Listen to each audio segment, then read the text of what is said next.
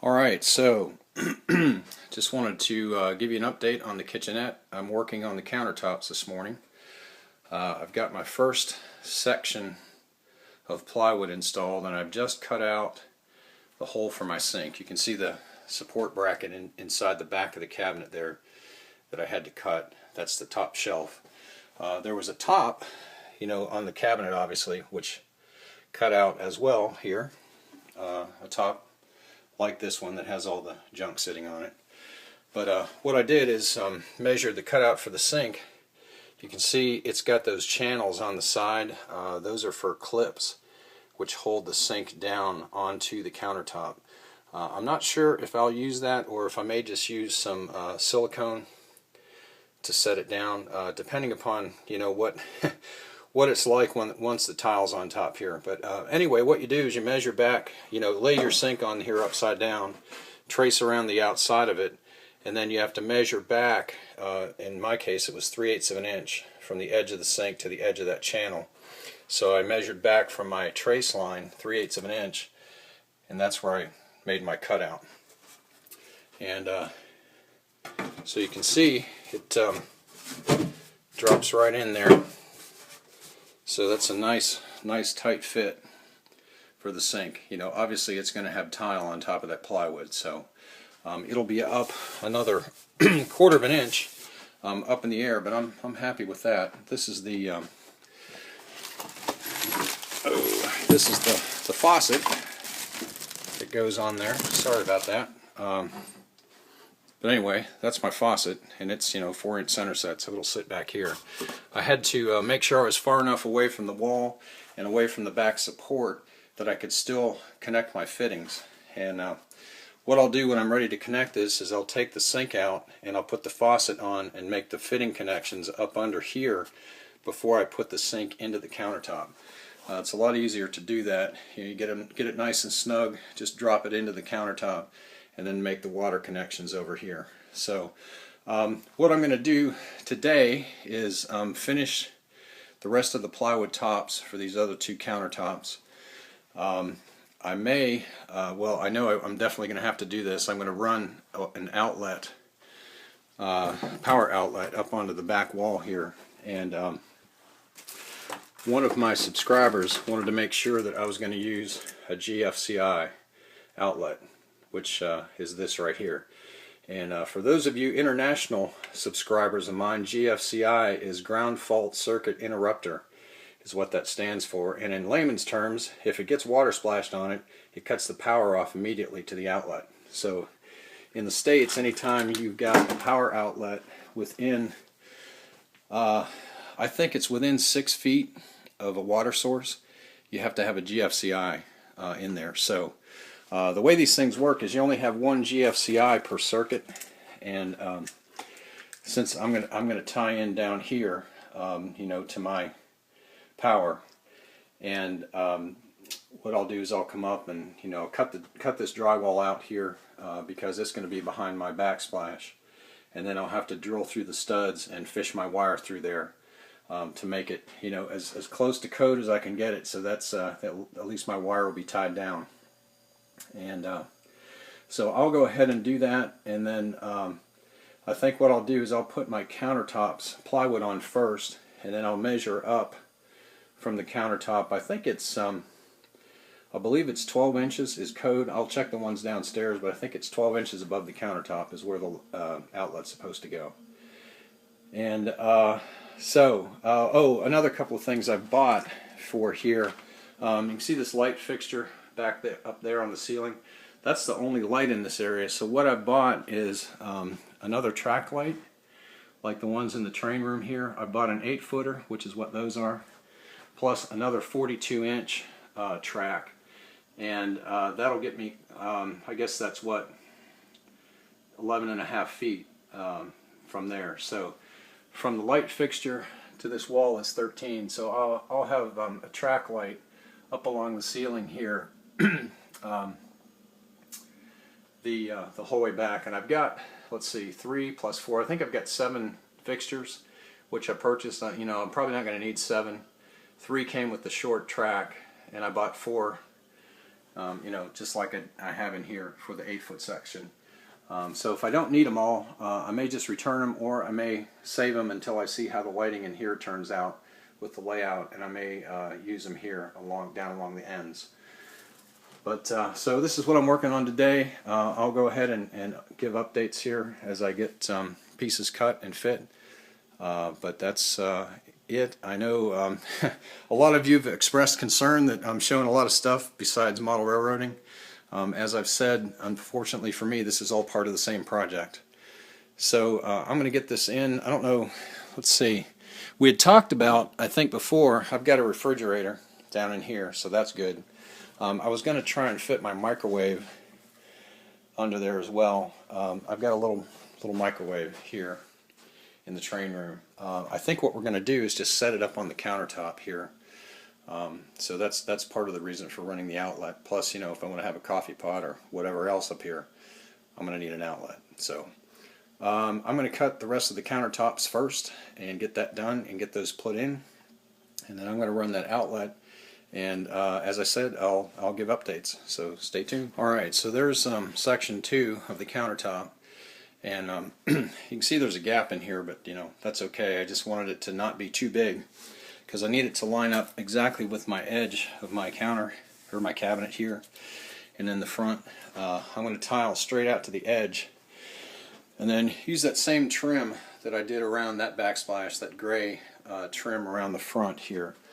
So you know, I'm going to tile right out to the front, put the trim down over the front edge here to hide the edge of the plywood.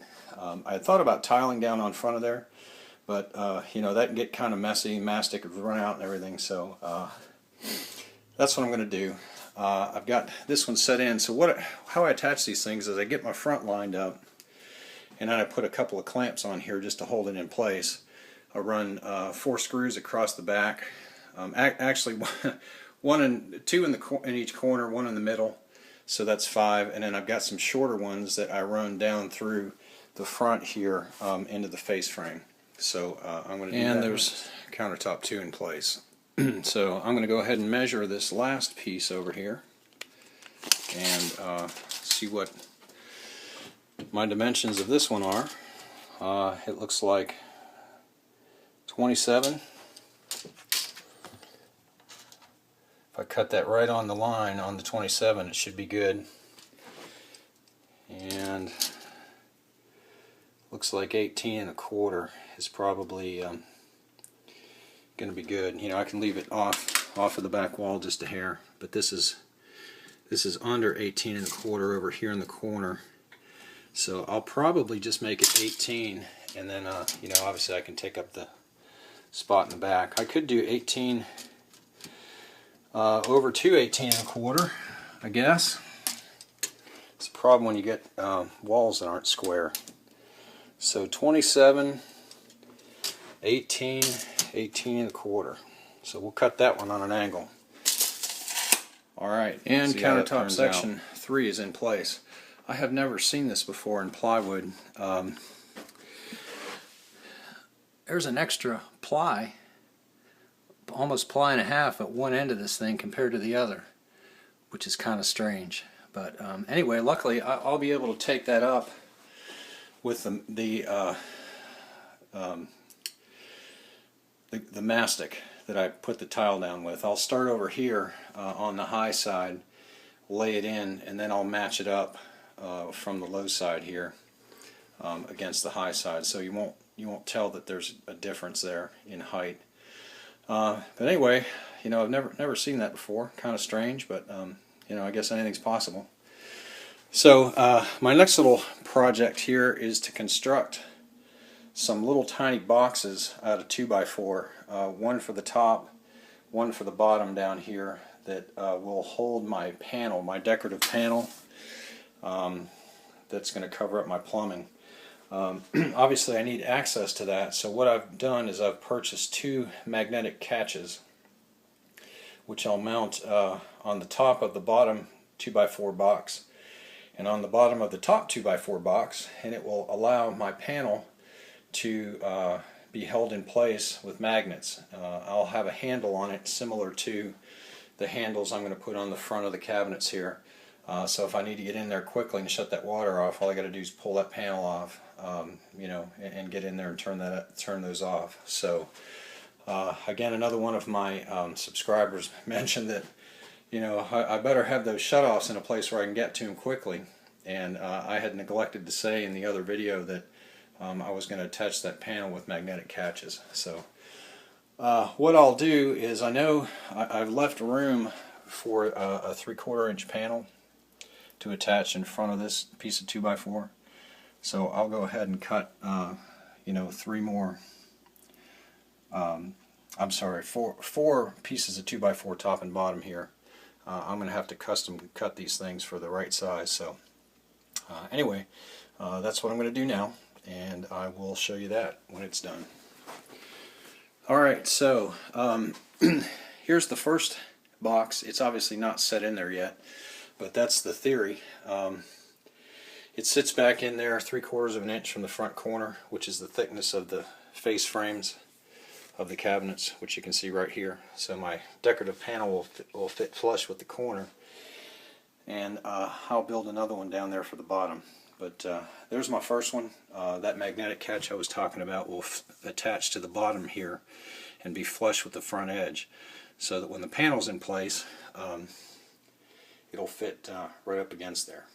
So I'm going to attach that, show you how it works. Alright, so this is what I said about attaching the fittings underneath the sink before it's mounted. Obviously a lot easier to attach those supply lines with the sink on the floor as opposed to up under the cabinet. I do have a basin wrench for doing this, but you know, what the heck, let's just do it before it's in. I've got the faucet sitting up here on the front, so I think that's going to look pretty good when it's in. Nice little chrome bar faucet there. So let's take this over and drop it in place and see how it looks. So not bad at all.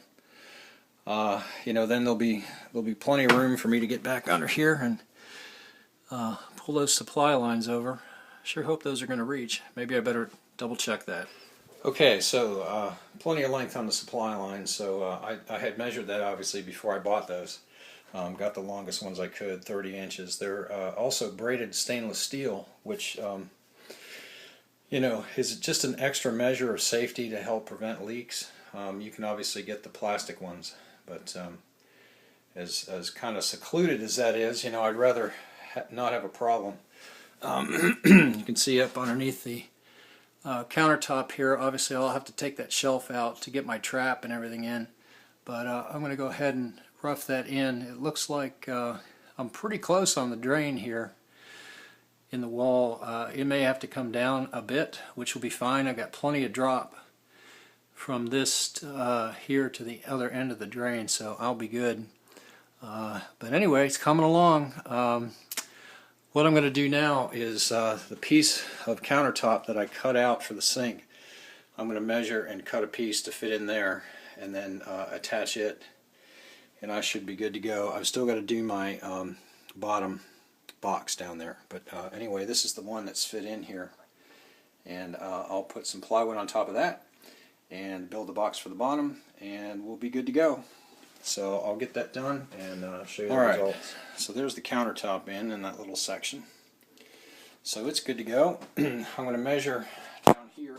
Sorry about that. I mean to run you into the wall. I'm going to measure down here, put my box in at the bottom, and this will be done for right now. I've got to use my son-in-law's table saw to cut that piece. I may actually try that, cutting that myself. We'll see how this goes. I've got a big straight edge out there that I can use for this, so I may try doing it myself. We'll see how it goes. See how far I get. What I'd like to do today is get that box cut for down there, obviously, and then I'm going to put my power line in for my outlet in the center here. And then the last thing I'm going to do today is go ahead and set my tile here on the countertop. So I've got to run to Lowe's to get some mastic for this. So I'm going to go ahead and build that box and do one more update before I head out. Alright, so there's the box down below. You can see that screw sticking out a little bit. I couldn't get my drill back in there to drive it completely in. But anyway, that won't matter. It'll be hidden. But I got one screw to put straight in the middle on an angle in the back. So I'm going to go ahead and do that now. And then that box will be in. Alright, so box is in. I'm good here. So I'm headed off to Lowe's. I'm going to get some mastic. And we'll start tiling this countertop. Let's see. Luckily, I've already carried the tile up here, so that's one thing I don't have to do today. Got my spacers here. This is a couple of half sheets in here. The rest of my tiles over here. I'm going to go ahead and open this and lay a few pieces out. So a couple of things I've done here is I've dry fit my tile on the countertop so you can see how it's going to lay. And the other thing I've done is I've marked where my outlet is going to go. And I've cut my channel in the wall, and I'm about to drill through the studs. Right behind each one of these there's a stud here. So and then there's one down here in the corner, which I'll have to drill through. And then once I get through that one, I can get into that cavity and go down and tie into that plug there at the bottom. So that's what I'm going to do next, is drill the holes in those studs, run my wire through, and then I'll go ahead and wire up my GFCI. But you know, actually I think I'm going to run it through, but I'm not going to worry about tying in today. I'll go ahead and do that tomorrow once I get all my tile done, because I want to leave some flexibility here for you know, setting my box. Obviously it's got to be out from the wall, the thickness of the tile, and I don't know exactly what that is, obviously, until I get the tile done. So I can go ahead and run this and at least get that much of it done. So the thing to remember when you're wiring is obviously you want to drill through the studs and not just slice the drywall. That way at least the wires, you know, inside the studs and supported. The other thing you want to remember is always run your wire through your wall box before you put the plug on the end. I've made that mistake a couple of times, and with these new compression fittings on the back of the outlet, all you do is strip about a ½ inch of insulation off, and then you push the wire into the back of the box here. So there's no getting it out once it's in. Works a little bit better than those screw terminals on the side, a little bit easier to work with. So I'm going to go ahead and wire this up now and show you how that looks. So one thing I wanted to just show you about these GFCIs, I don't know if you can see that. Let me get back here in the shadows here. Just trying to focus it in. Anyway, there are two sides to the GFCI. One says load, which this says on the top, and the other side is supposed to say from breaker, and it does. It's very hard. It's right above this little indentation that says from breaker. So the way these things work is you put a GFCI in line in a run of sockets, and you wire the supply from the breaker or from the previous plug into the bottom here where it says breaker, and then all the other outlets are run from the top, which says load. So with one GFCI in the circuit, you can put you know, outlets behind this one, after this one I guess, in line from the breaker, and all of those outlets will be protected, because wiring it here where it says load, that allows you to feed additional circuits, additional outlets. So what I'm going to do is wire mine into the bottom here where it says line from breaker. So that's the only thing you have to know about GFCIs, but from here down, if I wanted to run some more outlets, I would just wire them into the load section here and then daisy chain them down the way, and all of those outlets will be protected. Alright, so one last thing about wiring circuits. You'll notice that there's two colors of screws on these things. There's a silver and a brass or gold color. The white wire always goes to the silver side. The black wire goes to the gold side, and then the ground goes around that screw at the bottom. So I'll have to make a little hook in my bare wire, the ground, hook it onto that green screw, and then I'll just simply push the ends of the white and the black into the hole, the appropriate size holes here on the side. So that's what I'm going to do next.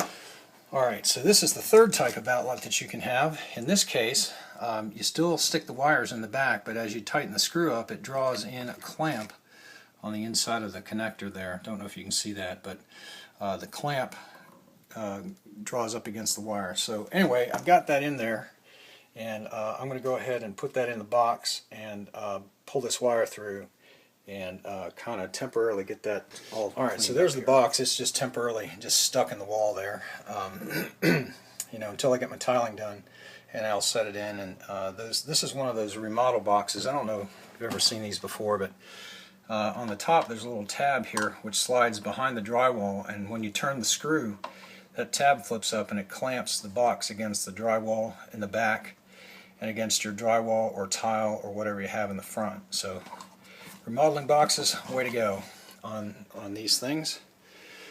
So what I'm going to do next, before I run over to Lowe's, is I'm going to put those drywall sections back in there and get those spackled in place so they'll have a chance to dry. I'll probably try and do that backsplash tomorrow, so I'm going to do that next. Alright, so I've got my drywall pieces that I cut out back in there. I've got mesh tape over the gaps, and I'm going to go ahead and run some joint compound over there and get that all done, and then let that dry for a day or so before I put the backsplash over it. But anyway, I'm going to go ahead and mud now. Alright, so there's the patch. Doesn't have to be pretty, it just has to not be a hole, because the backsplash is going to go up over the front of that, so we won't be seeing any of that. So anyway, I got to go to Lowe's now and get mastic for the countertop, and so I'm going to start that. So alright, so after about 3 hours worth of tiling and cutting and fitting, there it is. Obviously the spacers are still in some of the backsplash, and I have to grout yet. And I've got to put my trim piece on the front here and also across the top, but it's in. So just waiting for the mastic to dry. Probably might be able to grout tomorrow. Just depends. It may not be dry enough. May have to wait until Monday. But anyway, so kitchenette 95% finished. Thanks for watching.